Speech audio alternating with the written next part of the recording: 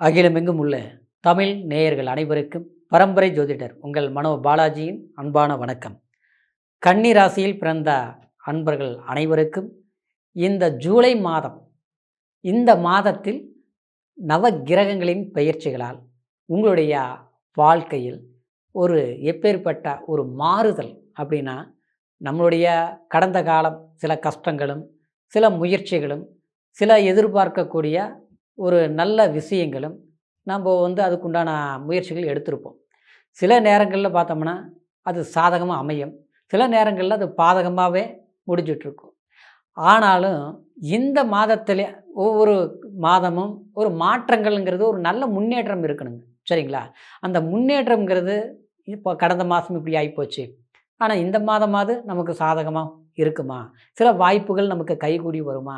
அது குடும்பத்திலையும் சரி, ஒரு திருமணம் சம்மந்தப்பட்ட விஷயங்கள் இல்லையா, நம்மளுடைய ஆரோக்கியம், இன்னொன்று பார்த்தோம்னா நம்மளுடைய எண்ணங்கள், ஒரு லட்சியம், குறிக்கோள் இருக்கும் இல்லைங்களா?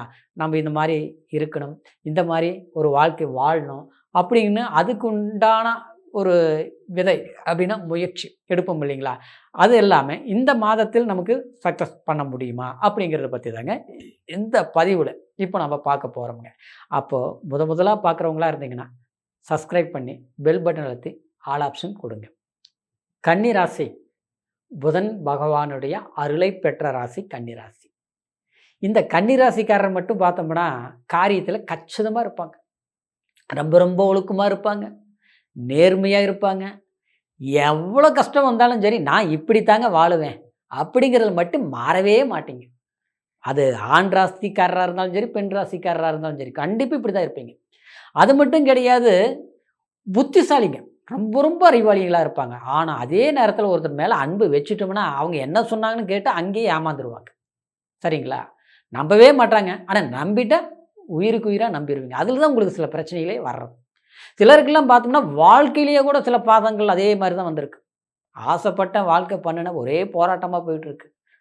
சிலருக்கெல்லாம் எல்லாமே நான் நினச்ச வாழ்க்கையை கடைசியில் பார்த்தா நான் நினச்சது ஒன்று, இப்போ நடந்தது ஒன்று. இப்போ நடந்து எப்படி இருக்குதுன்னா, ஏப்பா இப்படி அப்படிங்கிற மாதிரி வேதனைப்பட்டுருக்கிறேன் அப்படிங்கிறவங்க. சிலருக்கு பார்த்தோம்னா எண்ணம், லட்சியம், குறிக்கோள், சிந்தனை, ஒரே சிந்தனை, இப்படித்தான் என்னாலும் சரி சக்ஸஸ் பண்ணிடணும், இந்த வாழ்க்கை தான் வாழணும். அது வேலையாக இருக்கட்டும், இல்லை அந்த வேலையை முடிக்கிற ஒரு வாய்ப்புகளாக இருக்கட்டும், இல்லை ஒரு திருமணம் சார்ந்த விஷயமாக இருக்கட்டும், சரிங்களா? அப்படின்னு ஒரு பிடிமானம் பிடிச்சிட்டு இருப்பீங்க, சரிங்களா? ஆனால் தேடி வரும் சில வாய்ப்புகள், விரும்பி வரும்.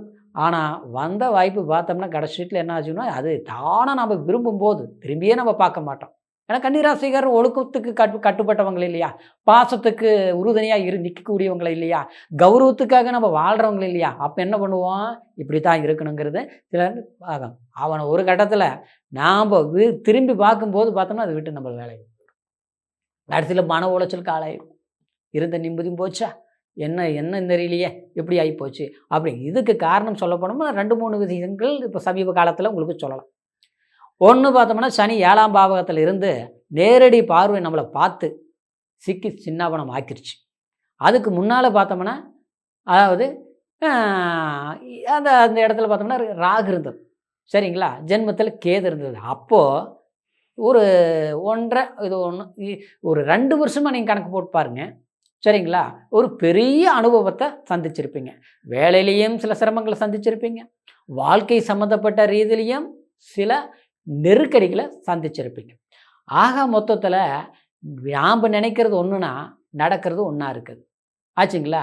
நாம் யாருக்கு நல்லது அப்படின்னு நினச்சி ஒரு உதவி செய்கிறோமோ, கடைசியில் பார்த்தா அவங்களால தான் நம்ம முதல்ல பாதிக்கப்படுற மாதிரி இருக்குது. இந்த மாதிரி சூழ்நிலை அனுபவிச்சுங்க. இன்னொன்று 10ஆம் பாவகத்தில் குரு இருந்தார் பார்த்தீங்களா? 10ல் குரு இருந்ததுனால இடமாற்றம். கண்டிப்பாக ராஜ வாழ்க்கை வாழ்ந்தவங்களும் சில நேரங்களில் சில தடுமாற்றங்களை இந்த சமீபத்தில் உருவாகிருக்கும். 10ஆம் இடத்துல இருந்து குரு இப்போ என்ன ஆகி போச்சு, 11ஆம் இடத்துக்கு வந்துருச்சு, லாபஸ்தானத்துக்கு உச்சம் அடைஞ்சிருச்சு. இது ஒரு அற்புதம். இந்த மாதத்தில் பார்த்துட்டோம்னா சனி வக்ர நிவர்த்தி ஆக போகிறார். இது ஒரு நல்ல மாற்றம். 9ஆம் பாவகத்தில் பார்த்தோம்னா செவ்வாய் பகவான் உங்களுக்கு 3ஆம் அதிபதியும் உங்களுக்கு 8ஆம் அதிபதியும் 9ஆம் பாவகத்தில் இருக்கிறார். அந்த 9ஆம் அதிபதி உங்களுடைய ராசிக்கு அதாவது 4ஆம் தேதியே அதாவது உங்களுடைய ராசிக்கு பயிற்சி ஆகி லாபஸ்தானத்துக்கு வரப்போகிறாரு. அப்போது லாபஸ்தானத்திலிருந்து விரயஸ்தானத்துக்கு வரும்போது சுப விரயங்கள் நீங்கள் பண்ணுவீங்க. சரிங்களா? சுப விரயங்கள்ங்கிறது என்ன? ஒரு மண்மனை வீடு வாங்கிறது, கார் வாங்கிறது, வண்டி வாகனம் வாங்கிறது இல்லையா? அது வாங்குறதுல பிரச்சனை இருக்குது பார்த்தீங்களா? அந்த பிரச்சனையை தீர்க்கிறது. அவ்வளோதான், வேற ஒன்றும் கிடையாது. சரிங்களா? பிரச்சனை இருந்தால் பிரச்சனையை தீர்ப்பீங்க. இல்லையா?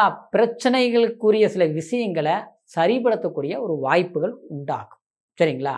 அப்போது 12ஆம் பாவகத்தில் கேது அந்த இடத்துக்கு சுக்கிரனும் வந்துட்டார். இந்த இணைவு கண்டிப்பாக ஒரு ஆக்கப்பூர்வமான சில தீர்க்கமான நல்ல முடிவுகளை எடுப்பீங்க.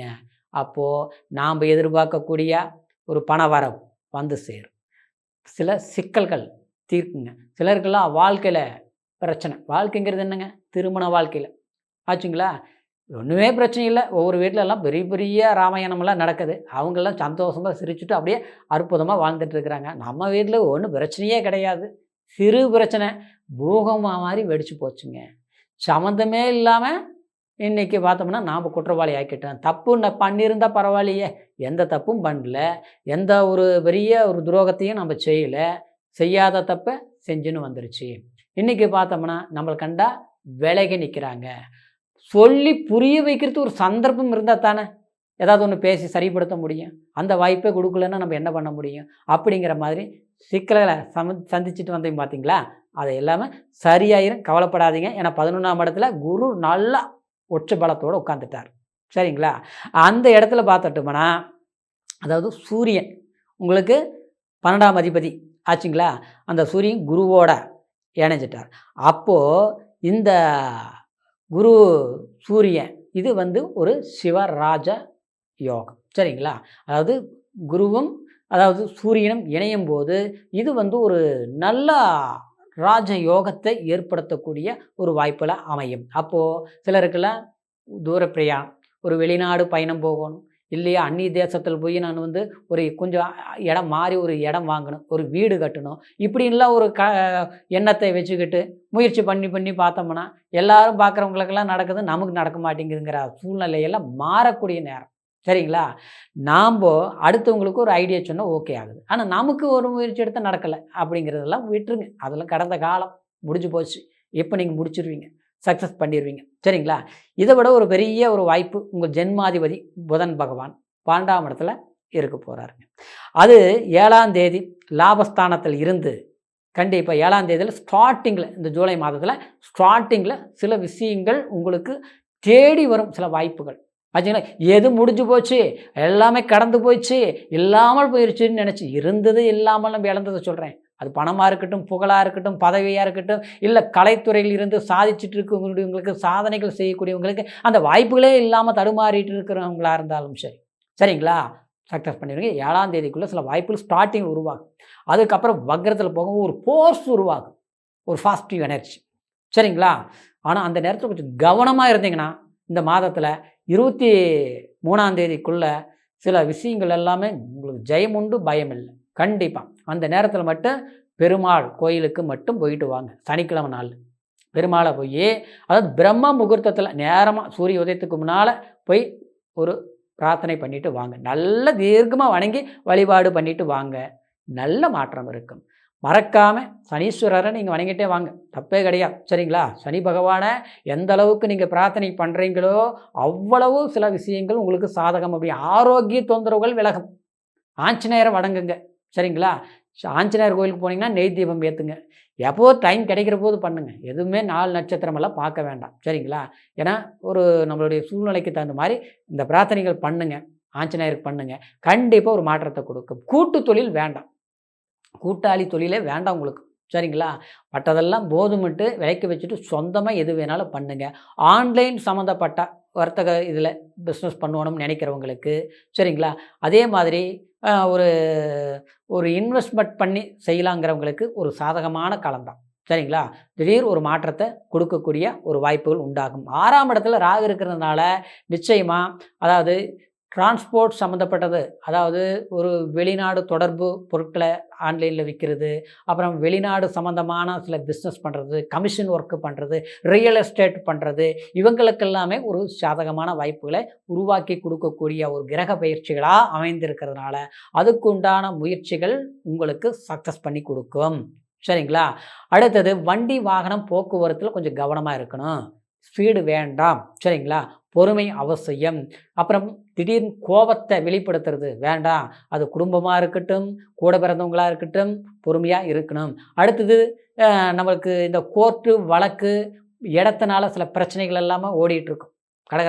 கன்னி ராசிக்காரருக்கு இந்த அவங்களுக்கு எல்லாமே இதெல்லாமே தீருமா முடியுமா, எல்லாம் இருந்ததுன்னு செலவு பண்ணிட்டோம், அது கடைசியில் நம்மளுக்கு சொத்து இருக்குது, ஆஸ்தி இருக்குது, அதை அனுபவிக்கக்கூடிய அளவுக்கு இல்லை, நாம் பார்த்து இன்றைக்கி விலை தனிமரமாக நின்றுட்டுருக்குறோம், எல்லாமே நமக்கு சுற்றி இருக்கிறவங்க பார்த்தா பிரச்சனையும் இருக்குது, யாரும் நல்லவங்க நம்மளும் அவங்க எல்லாமே எதிரியாளி ஆகிட்டாங்க, கடவுளே நம்ம பாசம் வச்சதுக்காக ஏமாளியாக உட்காந்துட்டுமே, அந்த கவலையெல்லாம் மறந்துடுங்க. உங்களை புரிஞ்சிக்கக்கூடிய ஒரு மாதமாக இது ஏற்பட போகுது. பிரார்த்தனை பண்ணுங்கள், பெருமாளை வணங்கிக்குங்க, சரியாக நல்ல மாற்றங்கள் உருவாகும். சரிங்களா? இப்போ சொன்ன பலன்கள் கோச்சார அடிப்படையில் உங்களுக்கு சொல்லியிருக்கிறேன். கோச்சாரங்கிறது ராசியை வச்சு இந்தந்த கிரகங்கள் இந்த பெயர்ச்சியாகிறனால இப்படிலாம் இருக்கும் அப்படின்னு சொல்லியிருக்கிறதுனால பிறப்பு ஜனன ஜாதகத்தையும் ஒரு முறை பார்த்துக்குங்க. பிறப்பு ஜனன ஜாதகங்கிறது என்னங்க, அதாவது நம்மளுடைய லக்னம், நம்மளுடைய தசாபுத்திகள் எல்லாம் அப்படியே மாறிட்டே வரும்.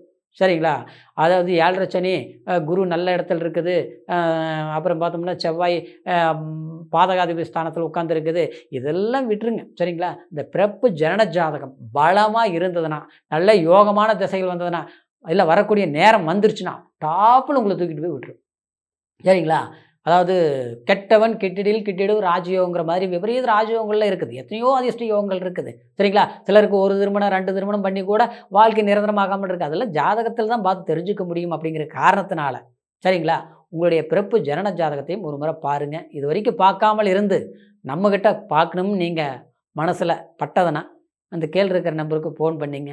உங்களுடைய பிறந்த தேதி, பிறந்த நேரம், பிறந்த ஊர், இது 3ஐயும் மட்டும் சொல்லுங்கள். சரிங்களா? உங்களுடைய லைஃப்பில் கடந்த காலம் எப்படி இருந்தது, இனி வரக்கூடிய காலம் எப்படி இருக்க போகுது, இந்த நேரத்தில் எந்த முடிவுகள் எடுக்கலாம் அப்படிங்கிற உண்மையான தெளிவான ஒரு பலன்களை கண்டிப்பாக நீங்கள் தெரிஞ்சுக்க முடியும். சரிங்களா? சரி, கன்னிராசி அன்பர்களுடைய வாழ்க்கை இனி வரக்கூடிய காலம் அற்புதமான எதிர்காலமாக இருக்கணும் அப்படிங்கிற ஒரு வாழ்த்துக்களோட மீண்டும் அடுத்த பதிவில் சந்திக்கும் வரைக்கும் நன்றி, வணக்கம்.